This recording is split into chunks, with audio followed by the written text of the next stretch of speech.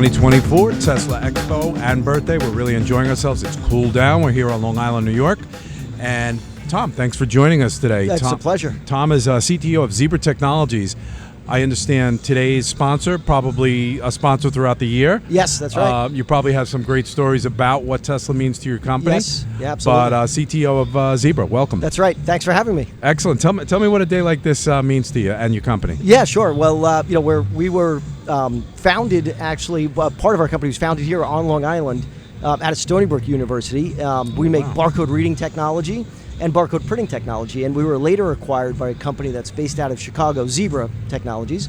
But the barcode reading part of the company was founded right here on Long Island, just down the road in Holtzville. Before that in Bohemia, actually, by a laser physicist by the name of Dr. Jerome Schwartz. That was at Stony Brook. And from laser technology, we made the first handheld barcode reader and then imaging technology. And the cool thing is this. I knew there was going to be some correlation. You know there's something cool's about to happen. Was that using that barcode reading technology, we realized if we could make it mobile and allow a mobile computer to actually read those barcodes and then communicate that back to a network, we could create a lot more value, like doing inventory in an aisle, or when you get a package delivered at your front door and the signature gets taken and the barcode gets read. So we were actually a founding member, and a lot of people don't know this, of the IEEE committee that created the 802.11 standard, which we all know as Wi-Fi. And then we were the first company to put Wi-Fi into a handheld mobile computer, and that wireless technology basically blew up all these different types of applications. Yeah. And here on Long Island, 20 minutes away, we have 1,000 people in our Holtzville facility. And right down the road is this lab, the last standing lab or working lab of Nikola Tesla. And why not make the connection and sponsor it? We have perfect. A massive amount of engineers that are passionate about RF technology and inventors like Nikola. So, for example, tonight, right, we're doing a drone show. Isn't that RF technology? It is, absolutely. In fact, I was just speaking with the drone guys, and I was drilling them on that. I'm like, hey, how does this all work? And they're using 900 megahertz RF technology to control these 200 drones. So you know more than me. How do they not collide? Well, I don't probably know that much more than you, but I'm probably 10 minutes ahead of you because I spent a little time with the guys. But they've got a whole host of software that basically goes from the images they want to create to mapping the location in space where those drones are going to go. And then they showed me on tripods. They have some relatively large antennas.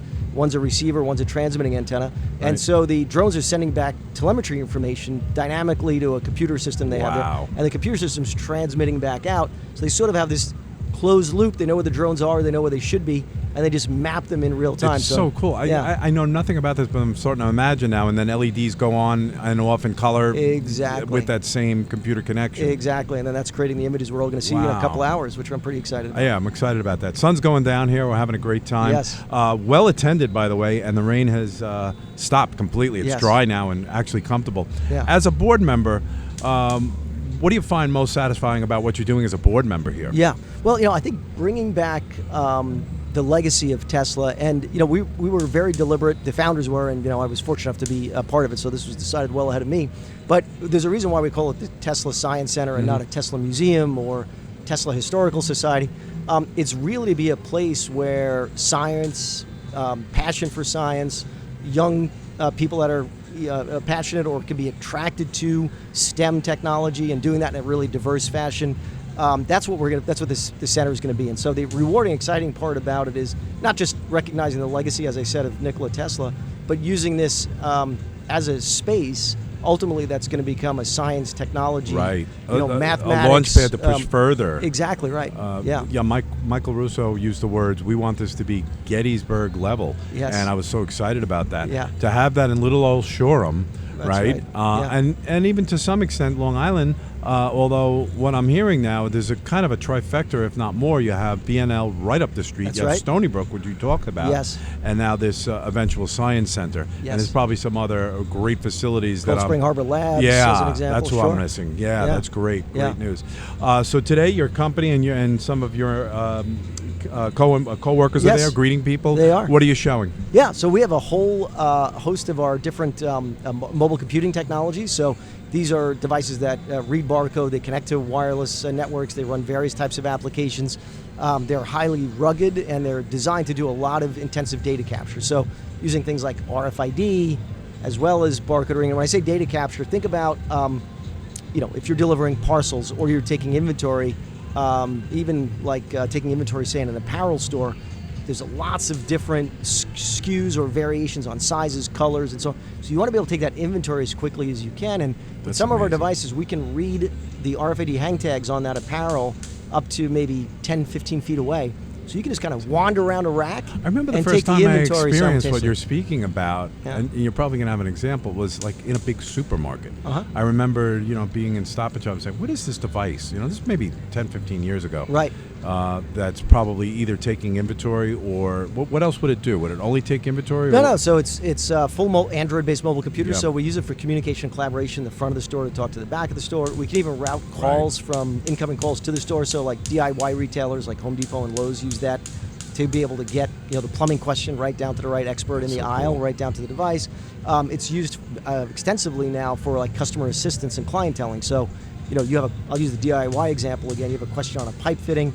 You can bring up the various types of fittings that'll work for what you're trying to accomplish, and kind of have a little in-aisle consultation with the customer right there in the aisle, and then check the stock and the inventory and just have that right at your fingertips. What are you guys doing with AI, if anything, right? We're doing a lot with AI. So two big areas where we're driving around AI. One is in the computer vision space. And so we're doing a lot with things like product recognition. In fact, it's another cool thing we're showing over here. Which I'm going to go look, for sure. It's pretty neat. It's if you've ever used self-checkout. I just used it this morning at the Home Depot. There you go. And I love it, to be honest. Yeah, and there's so much opportunity we're also seeing for improvement. So I'll give you an example. The demo we have here, you put a piece of produce, a pepper, a banana, an apple, or whatever, right on the scanner. Yeah. And it automatically, using computer vision, detects what produce that is. Makes sense. So you're not trying to hunt and peck through this menu. Alphabetical banana. What kind of banana? Exactly. So we're automating that with computer vision. There's a whole host of other computer vision applications, like being able to verify that a shelf is in compliance. So are there out of stocks just by taking a picture of the shelf? Are there items that are misplaced? And that's got a lot of advantage for retailers because it allows them to kind of make sure the shelf is optimized, then you and I as shoppers have the best experience. Another area that we're showcasing, we're doing this together, we did an announcement a couple of months ago with Google and Qualcomm, and we're enabling generative AI down on the device, which obviously is a big topic today, for being able to assist the workers that are in the store with, maybe if, let's say you're new on the job and you say, hey, somebody's returning an item, they have the receipt they bought the item with, but they don't have the credit card they purchased it with. What do I do? Like, how do I reimburse them in that situation? And they can just ask that question in plain English, and boom, have the answer pop up. In fact, they can ask the question in any language and have the question, returned back in their native language, even though the standard operating procedure that says what you should do is all written in English, perhaps. So it's a really, it's a really amazing technology that's going to allow workers to become just way more efficient. And one of the things we're seeing, it's returning a lot of empowerment and job satisfaction to those workers. So they can do higher value tasks at the end of the day. It's funny you say that because the conventional thinking is that, I hate to say it, like my mom goes, everybody's going to not have a job anymore. And I'm like, no, the embracement of this is you can get just more done. Yeah. And you can really direct an army of people to do things just incredible. We're just going to get better at what we do. I don't look at it as a threat at all. The last few things I've done, I've used ChatGPT to get it done. Right. I mean, there was something funny. I'll give you an example.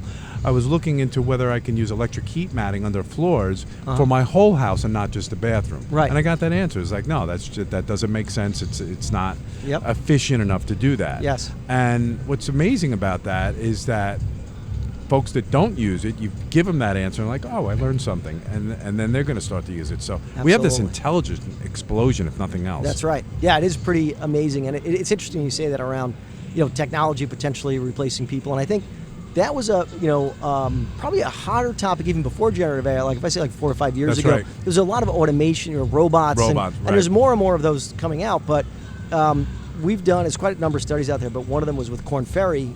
We've looked at some data, and this has been published in a whole bunch of different places. But just given the aging population globally and the demographics and the dynamics around the working population, there's an anticipation, not to geek out too much here, but by the end of the decade, there's going to be a shortage globally of 80 million workers, which is more than the population of Germany. It's like a massive number. So now the whole thing, third of our population. The whole thing, exactly. So the whole thing's going to kind of come around, which is That's cool. We can't even get done what we need to get done. Yeah. You know, and with that's the people evident we already, have, by the way. And it really is, especially when you look at, sure, Yeah. even when you look at things like inflation and wage inflation and everything else. So Yeah. it'll be, it's going to be an interesting time. Yeah, it's going to be a great time. Yeah. Well, I can think of no better person to be assimilated with this wonderful thanks. organization. Yeah. As you can see, folks, we're looking at the lab. We're here in Shoreham, New York. Yep. I know I'm talking to a worldwide audience because Nikola Tesla was a worldwide figure. Yep. So thanks for joining me, Tom. Thank you. Thanks for having me. I'm going to come visit your booth. I really love what awesome. you do. Please do. And if you want to come down the road, see us at Zebra, we're happy to host you. And I appreciate that. Yeah, absolutely. And it's humbling to me. So I appreciate you recognizing me beyond the board. But it's incredible to be associated with it. Absolutely so, welcome. Thank you. You take care. Thanks. You as well.